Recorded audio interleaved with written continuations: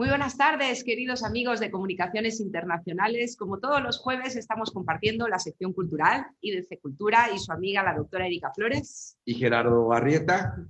Pues amigos de Comunicaciones Internacionales, el día de hoy tenemos una invitada de honor. Desde la Ciudad de México nos visita la licenciada María Eugenia Fernández Álvarez. Bienvenida, Maru. Gracias a ustedes por este espacio, les agradezco mucho. Bueno, pues voy a hacer una breve sinopsis porque tienes un currículum muy amplio, una vasta experiencia, tu formación, tus contribuciones realmente son de admirar. Eres egresada de la Facultad de Filosofía y Letras del Colegio de Historia de la UNAM. Eres historiadora y cronista de la Alcaldía de Iztacalco. Además, has laborado en la Dirección de Derechos Culturales de la Alcaldía de Iztacalco. También has trabajado como docente. Y bueno, perteneces a varias asociaciones, como la de Cronistas Oficiales de la Ciudad de México, de Mujeres Cronistas de México, de la Asociación Nacional de Cronistas de Ciudades Mexicanas, la Red Mexicana de Estudios de Espacios y Cultura Funerarios, así como el Grupo Cultural Iztacalco a través del tiempo. Bueno, quiero que todos sepan que además has participado en diversos congresos, has tenido participaciones en espacios de radio, televisión, has pues promovido todo el patrimonio cultural y lo sigues promoviendo, tanto el material como el inmaterial de Iztacalco. Y bueno, quisiéramos, pues primero felicitarte por toda tu trayectoria, por todo tu compromiso, y quisiéramos conocer más de Iztacalco, porque Iztacalco es una alcaldía que es una joya y muy poco conocida. Y justamente es el tema de esta tarde. Y tenemos a la historiadora y cronista de la alcaldía de Iztacalco. Entonces quisiéramos conocer sobre la alcaldía. ¿Dónde está? ¿Dónde está la alcaldía? Voz de Maru. Sí, de Maru. ¿Dónde se encuentra ubicada? ubicada? Pues muchas gracias a ustedes, a nuestro auditorio. Y miren, la alcaldía de Iztacalco es la alcaldía más pequeña de la Ciudad de México. Somos apenas 23.5 kilómetros. Estamos situados al oriente de la Ciudad de México y tenemos de vecinas a la alcaldía de Cuauhtémoc, de Venustiano Carranza, de Benito Juárez, de Ixtapalapa, y también colindamos con la Nezahualcóyotl, con parte del Estado de México. Y esto es muy importante porque a través de nuestra alcaldía cruzan y llegan mañana, tarde y noche muchas personas que vienen del Estado de México. La alcaldía de Iztacalco, precisamente por estar al oriente, va a recibir el flujo de toda la corriente vehicular que viene a desembocar de la autopista que viene de Puebla, porque hay dos vertientes para entrar a la Ciudad de México: o entran por Zaragoza, por Ignacio Zaragoza, o por Ermita Ixtapalapa. Y si toman la de Zaragoza, llegarán a nuestra alcaldía. Entonces también hay una situación muy especial. Estamos situados a muy pocos, escasamente medio kilómetro de la central de abastos de la Ciudad de México. Y esto hace que cuando llega todos los camiones de gran tonelaje y que van dirigidos a la central de abastos, pasen muchas veces, sea en un horario especial, por Rojo Gómez, por la avenida Rojo Gómez, o por Río Churubusco, que a partir de las 2, 3 de la mañana se empieza a sentir ese movimiento de los camiones de gran tonelaje. Entonces esto hace que haya un gran movimiento de nuestra alcaldía. Somos una alcaldía que muchos llegan porque van a la Ciudad de México a trabajar, van a estudiar, van a hacer compras. Y entonces esto es un flujo tremendo. Tenemos muchas vialidades, tenemos ejes viales, tenemos 8 ejes viales que recorren nuestra alcaldía de norte a sur, de este a poniente, y en todos ellos hay muchas veces rutas, de las que llamamos ruta 100. Entonces hay una ruta que va desde Cuemanco hasta Puente Negro, más adelante de Casada de la Basílica de Guadalupe. Entonces esta es una alcaldía con muchísimo movimiento. Tenemos además 19 estaciones de Metrobús, 10 estaciones de metro. Entonces es un constante ir y venir porque en cada una de estas, sobre todo estaciones del metro, hay muchos microbuses, hay muchos combis que salen para diferentes lugares y que llegan hasta el bordo de Xochiaca. Entonces, esto hace que las personas lleguen a nuestra alcaldía y de ahí se dirijan ya finalmente a sus hogares. También les quiero decir que, por ejemplo, tenemos una de nuestros límites es el viaducto Miguel Alemán, tenemos también a la calzada de Tlalpan, el Congreso de la Unión, tenemos también la calzada de Ignacio Zaragoza, como yo les había comentado. Todo esto nos hace que seamos como el centro. Estamos escasamente a 10 kilómetros del centro de la Ciudad de México. Y también les quiero decir que se caracteriza nuestra alcaldía por tener muchísimas unidades habitacionales, 60 registradas. La más grande de ella que tenemos es la de Infonavit Iztacalco, donde son 5,125 viviendas. Unas somos casas solas, otras son casas dúplex, otros son altos edificios con sus unidades comerciales, con sus módulos deportivos. Entonces, eso nos hace muy característico.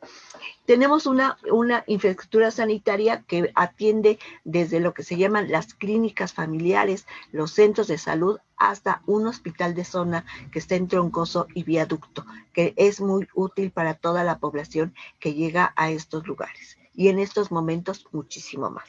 Y también tenemos una infraestructura educativa. Tenemos desde guarderías, tenemos también escuelas para personas con diferentes capacidades y llegamos hasta la educación superior por ejemplo, tenemos a la Escuela Superior de Educación Física y también tenemos a UPIXA, ese gran centro educativo del Instituto Politécnico Nacional. Tenemos a la Preparatoria 2, Erasmo Castellanos V, tenemos colegios de bachilleres, CONALEP, donde la juventud, los jóvenes se desarrollan a la par en algún tipo de profesión que ellos van a poder después desarrollar y si quieren continuar con alguna educación a nivel superior, lo podrán hacer. Esto es muy importante porque no solamente es para nuestras gentes, sino para las gentes que también vienen de otros lugares de la Ciudad de México.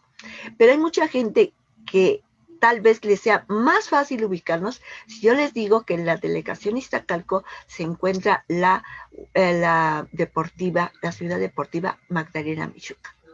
Muchos de ustedes conocen, por ejemplo, el Palacio de los Deportes Juan Escutia, la Sala de Armas Fernando Montes de Oca, conocen el Autódromo de los Hermanos Rodríguez, hace poco se inauguró un estadio de béisbol, que es el único de la Ciudad de México, y también tenemos al Foro Sol.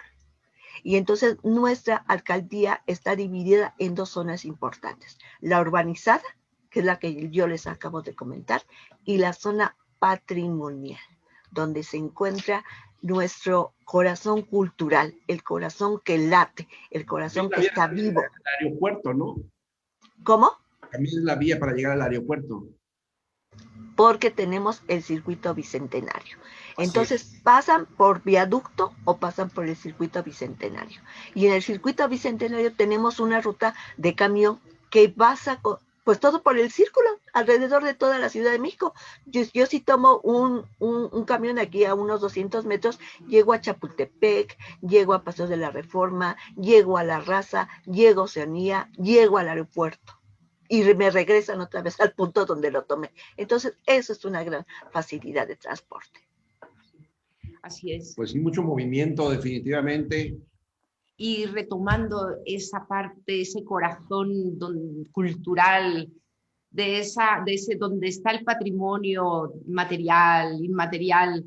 Háblanos sobre todas estas cuestiones, cómo está dividida. Tengo entendido que son 7 barrios. Sí, miren, nuestra zona patrimonial es la zona que abarca desde Troncoso hasta prácticamente, desde Troncoso hasta lo que es Andrés Morín Enrique. Ahí se van a ubicar los 2 pueblos originarios que tenemos, que es el de Santa Anita Zacatalmanco Huehuet y el de Iztacalco. Estos 2 pueblos originarios estuvieron asentados en islotes, cuando esta cuenca de la Ciudad de México era un inmenso lago, todos estábamos rodeados de agua. Entonces todo empieza porque según las fuentes en 1309, cuando hacen todo su entrada, su intromisión, su peregrinaje, los mexicas dentro del Valle de México, llegan a Culhuacán, salen de Culhuacán, pasan momentáneamente por Nextipac y llegan al islote de Iztacalco. Y ahí reportan las fuentes que van a hacer un ritual dedicado a los dioses de las lluvias. Después de ese ritual, se hablan las fuentes de que se quedaron ahí residiendo en Iztacalco aproximadamente unos 2 años, y después de ahí pasaron a lo que es la Mixuca, el lugar del parto, y después ya llegaron a otro islote, y ahí fue donde encontraron la señal que ellos habían estado esperando de su Dios para poder fundar en ese lugar su ciudad. Y ahí empieza toda la historia de esta gran civilización de México, Tenochtitlan y de los mexicas.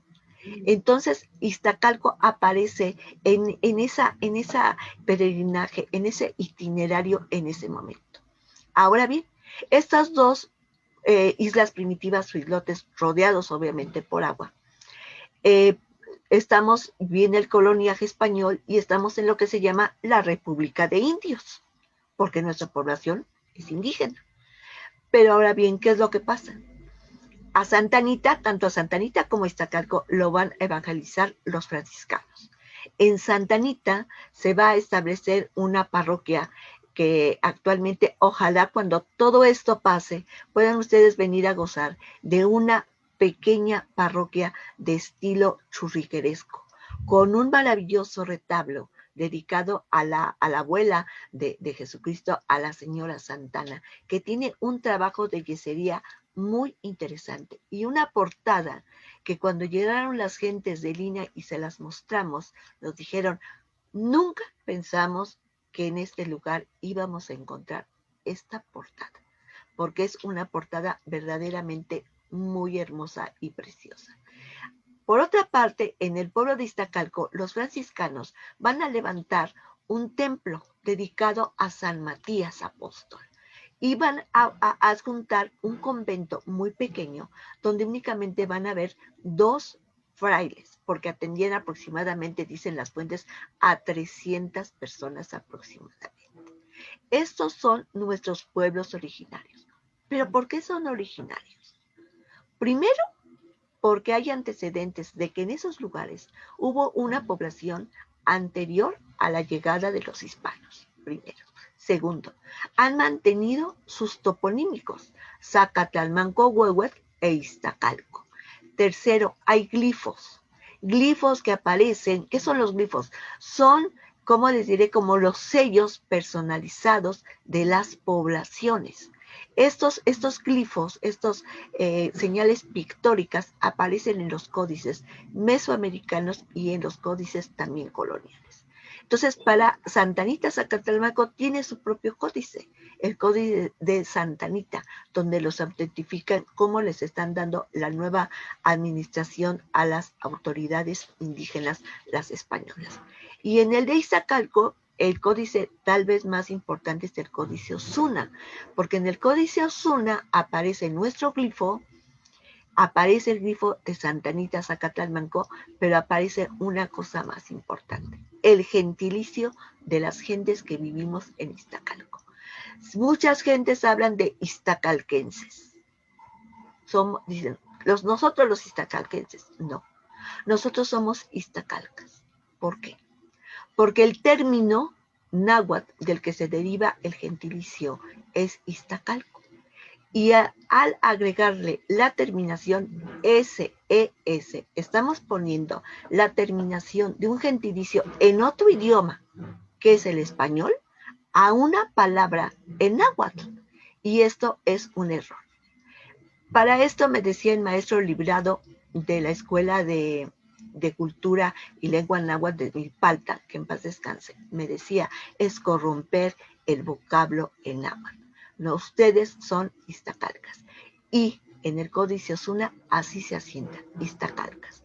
Por eso las culturas mesoamericanas son olmecas, mixtecas, zapotecas y purépechas, y no tenemos otra terminación, pues es a lo que yo me quiero referir. Entonces nosotros somos iztacalcas. El iztacalquense es un vocablo que se ha popularizado, pero que realmente no es el correcto. Y eso se está sentado en el Códice Osuna. Pues yo les digo que estos dos pueblos pequeños, porque somos pequeños, ¿qué es lo que ha pasado en ellos? En ellos se ha conservado mucho de su patrimonio tangible e inmaterial. Por ejemplo, estos dos pueblos estaban sobre la orilla de algo muy importante, un hito, como no se ha vuelto a ver en la Ciudad de México, que era el Canal de la Viga. El Canal de la Viga era una ciénaga, un camino de agua. Muchas de las calles actuales de la Ciudad de México tienen su antecedente en un camino de agua.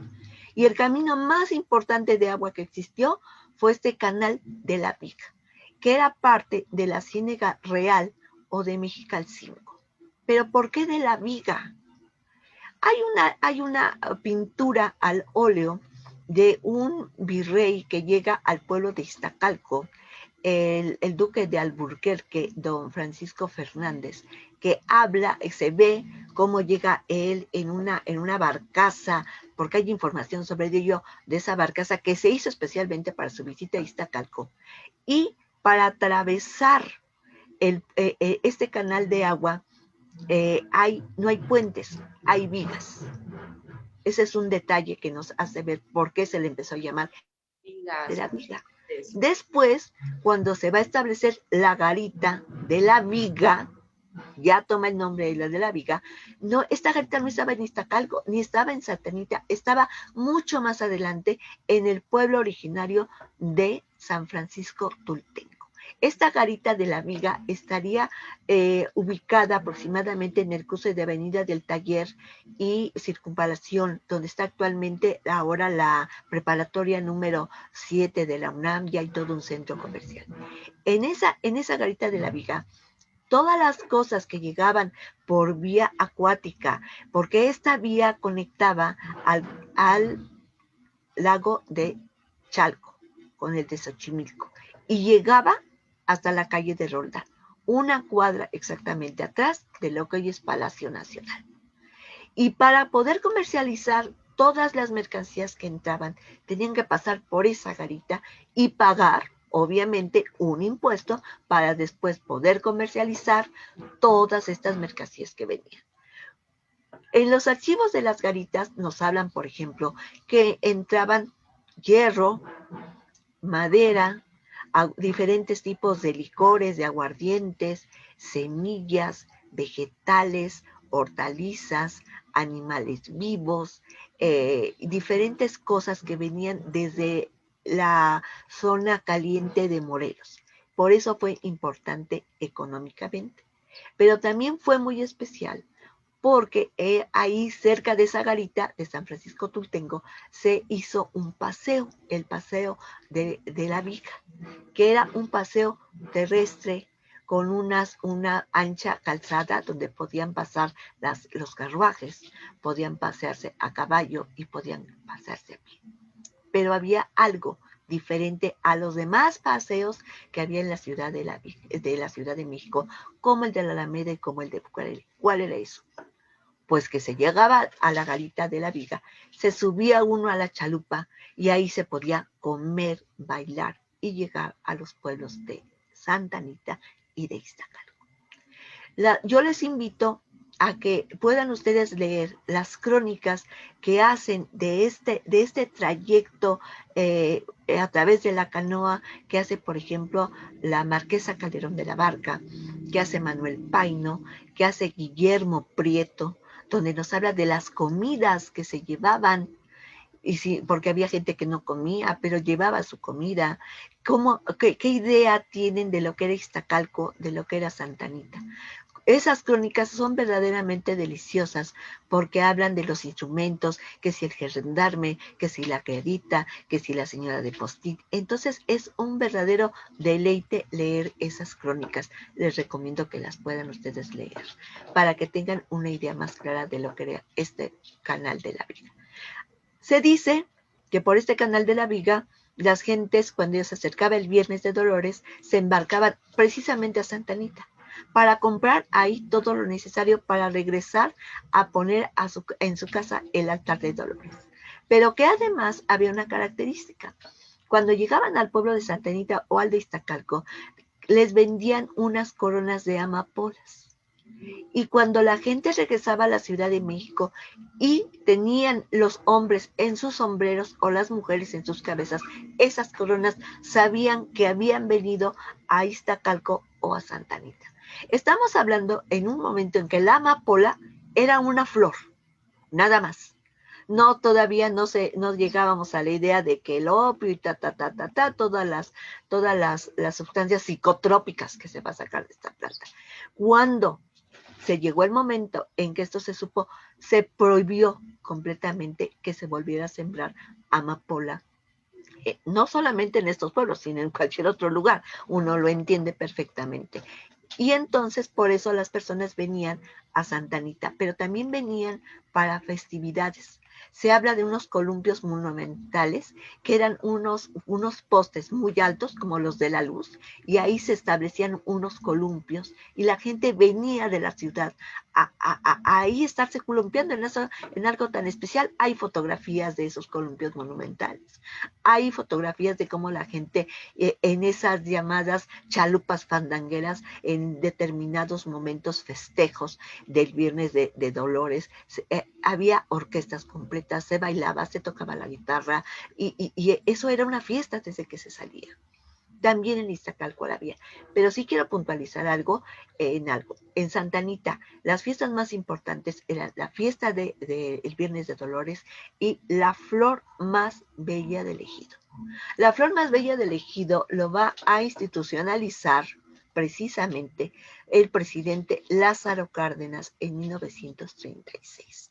Y se va a escoger Santa Anita por ese ambiente lacustre que existía de canales, de chinampas, y para sacar de alguna manera a la luz a los pueblos originarios, a sus mujeres. Si ustedes ven una fotografía de lo que era la flor más bella del ejido cuando se hizo aquí en Santa Anita a lo que es ahora en Xochimilco, hay una gran distancia. ¿Por qué? Les voy a explicar por qué. La flor más bella del ejido, las mujeres se presentaban con sus bateas llenas de lo que da la chinampa, de los rábanos, de las flores, de las alcachofas, de las lechugas. Pero cuando se va a empezar a secar el canal de la Viga, porque se convierte en un lugar lleno de ratas y de muertos y de mosquitos, y era un problema para la salud, se va a empezar a entubar, y entonces se termina ese medio lacustre que tenía Santa Anita. Se cambia la fiesta al poblado de Mixqui, pero para 1956 llegar a Mixqui era un poco lejos, era un poco difícil. Y como ven que ahí no llega la gente, ya la trasladan más a un lugar más céntrico que va a ser Xochimilco. Y entonces, como es lógico, la fiesta toma las características, rasgos de la comunidad que la abrigó, de la comunidad a donde llegó. Y entonces, si ustedes comparan la vestimenta de las personas que se hacía en Santa Anita y se presentaban a la flor más bella del ejido con las actuales, son diferentes, pero es por eso.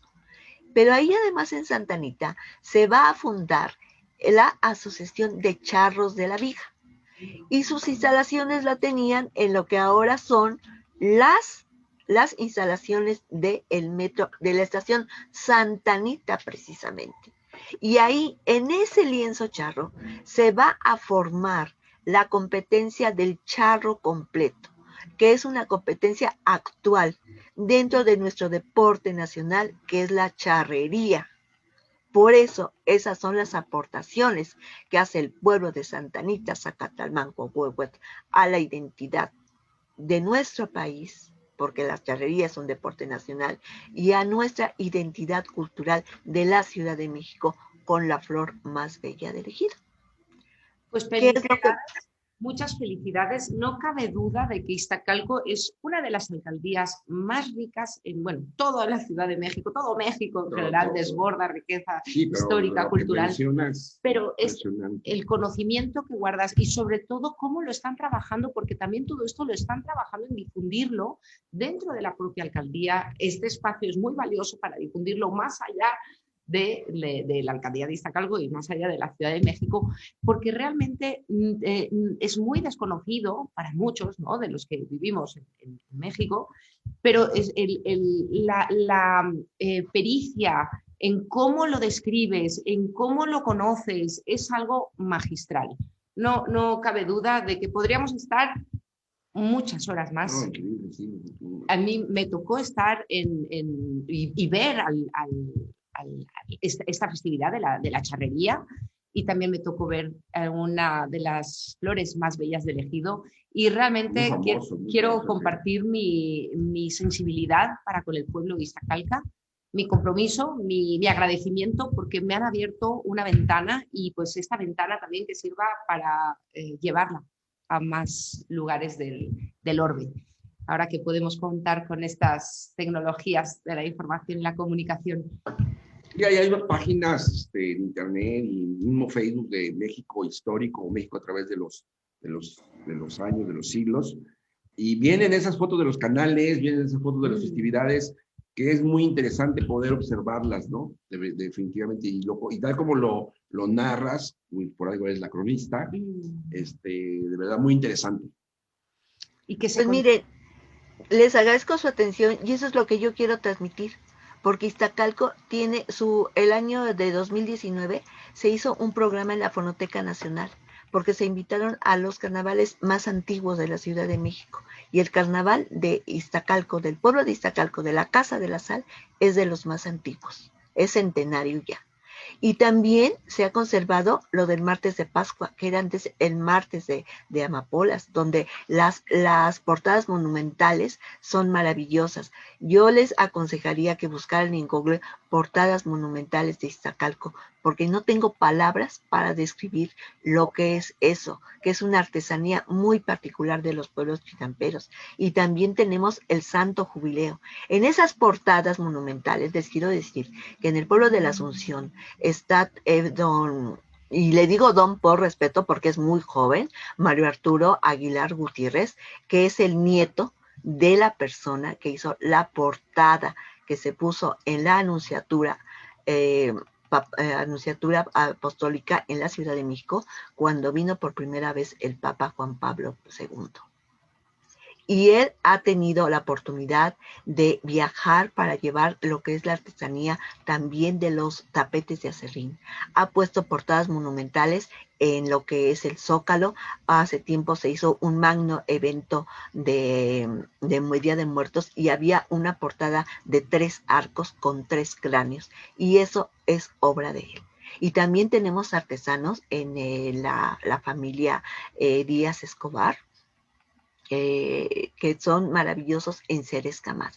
Ellos trabajan una cera escamada desde su abuelo, que fue don Calixto, después el matrimonio de doña Juanita y de don Roberto, y ahora sus hijos, sus nietos y bisnietos están haciendo esta artesanía de una cera escamada que tiene cuando mucho, 3 milímetros de grosor, que tienen una manera de pintar, de darle color a esa cera escamada, que después de 10, 12 años tengo muestra de que el color naranja sigue siendo el color naranja.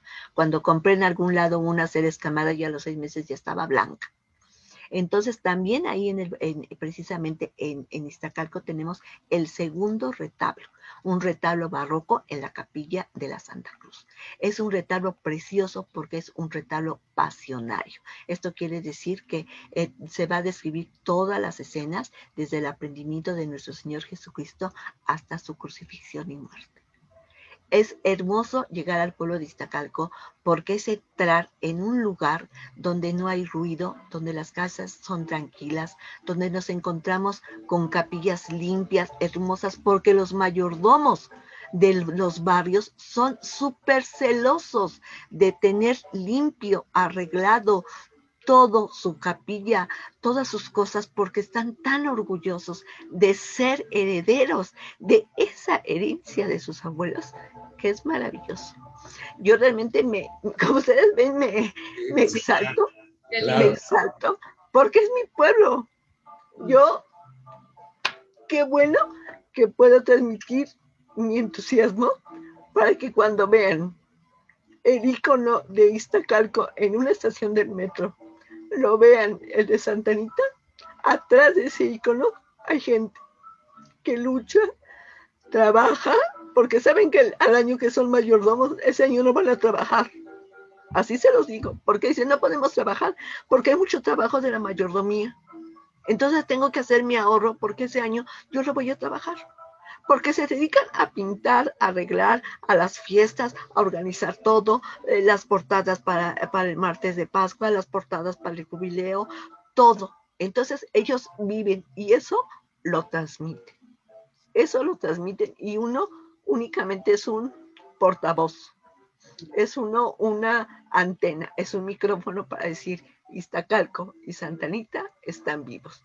No son nada más unos íconos en unas líneas del metro. No, son pueblos vivos y que han resistido y van a seguir resistiendo, pase lo que pase. Gran historia. Sí. Sí, definitivamente. Sí, y ahora sí que pues agradecer el esfuerzo por esta salvaguarda del patrimonio cultural que nunca mejor nos lo has podido transmitir, sabiendo pues todo el trabajo, el esfuerzo que hay detrás y que podamos pues continuar a pesar de esta gran urbe en donde está situada, de todos estos cambios que ha tenido que sufrir, ¿no? Cómo se ha pues transformado con el paso del tiempo, pero que a pesar de todo, las personas iztacalcas se sienten orgullosas de sus raíces y perpetúan sus usos y costumbres, sus tradiciones, sus festividades, y eso es lo que hay que preservar y sobre todo dar a conocer para que también podamos valorar. Si no lo conocemos, no lo podemos valorar. De verdad, Maru, muchísimas gracias. Quisiéramos un mensaje para el público de despedida. Mire, yo les quiero decir que en la Ciudad de México, de las 16 alcaldías, 9 son originarias de pueblos originarios. Mantienen sus nombres: Azcapotzalco, Coyoacán, Milpalta, Xochimilco, por decir uno, y sus grifos. Esto quiere decir que hay resistencia, que hay valor, que hay ganas, que hay mucho valor para esas personas y que igual en toda nuestra República Mexicana hay pueblos originarios.